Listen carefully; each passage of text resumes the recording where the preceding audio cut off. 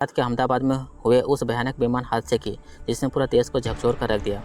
12 जून 2025 को अहमदाबाद के सरदार वल्लभ भाई पटेल अंतर्राष्ट्रीय हवाई अड्डे से लंदन के लिए उड़ान भरने वाला एयर इंडिया का बोइंग 887-8 ड्रीम लाइनर टेकअप के कुछ ही सेकंड के बाद मेधानी नगर इलाके में दुर्घटनाग्रस्त हो गया।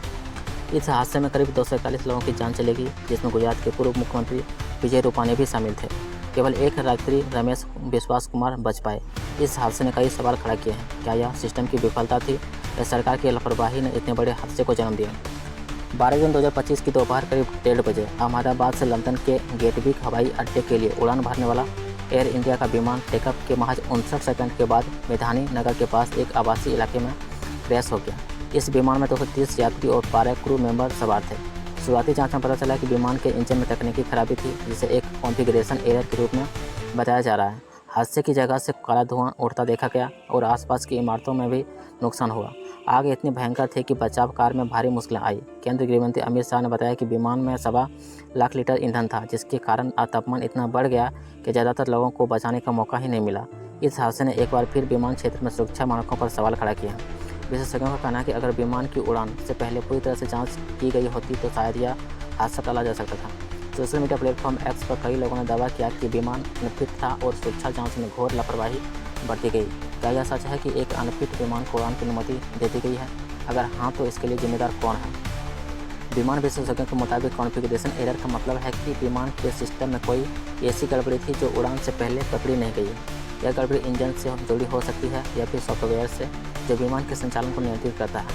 एयर इंडिया हवाई अड्डा प्राधिकरण को यह सुनिश्चित करना चाहिए था कि विमान पूरी तरह से उड़ान के लिए तैयार है, लेकिन ऐसा क्यों नहीं हुआ? क्या यह नियमित जांच में कमी थी या फिर दबाव में जल्दबाजी में उड़ान को मंजूरी दे दी गई?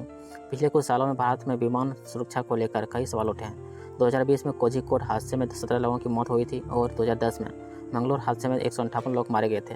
इन हादसों में भी रनवे की स्थिति, खराब मौसम और तकनीकी खराबी को जिम्मेदार ठहराया गया था। लेकिन बार बार होने वाले ऐसे हादसे बताते हैं कि हमारी सुरक्षा व्यवस्था में कहीं न कहीं कमी है। क्या हम इन हादसों से कोई सबक नहीं सीख रहे हैं? इस हादसे के बाद सरकार पर भी कई उंगलियां उठ रही है। नागरिक उड्डयन मंत्रालय ने जांच के आदेश दे दिए हैं और एक उच्च स्तरीय कमेटी बनाई जा रही है, जिसमें विभिन्न क्षेत्रों के विशेषज्ञ शामिल होंगे। लेकिन सवाल यह है कि जांच के बाद क्या होगा? पहले भी कई हादसों की जांच हुई, लेकिन कितने जिम्मेदार लोगों को सजा मिली? सोशल मीडिया पर लोगों का गुस्सा साफ दिख रहा है। कई यूजर्स ने सरकार और एयर इंडिया पर सवाल उठाए हैं। सरकार को यह भी बताना होगा कि ऐसी त्रासदी को रोकने के लिए क्या कदम उठाए जा रहे हैं। विमानन क्षेत्र में सुरक्षा मानकों को लागू करने की जिम्मेदारी नागरिक उड्डयन मंत्रालय और DGCA की है।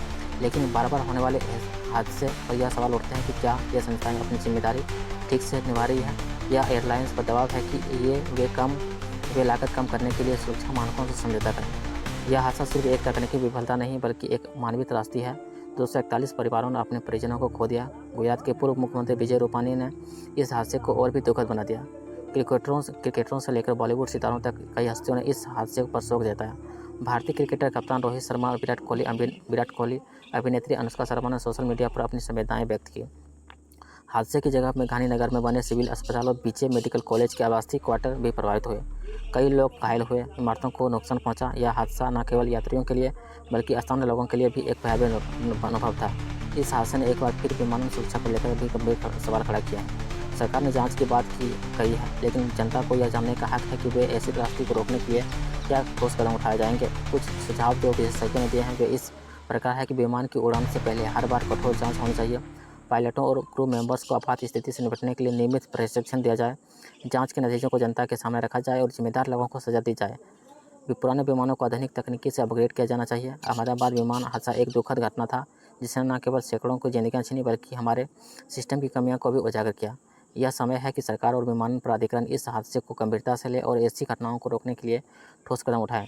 जनता का भरोसा तभी कायम रहेगी जब जवाबदेही और पारदर्शिता सुनिश्चित की जाएगी। अभी तक इतना ही। नमस्कार।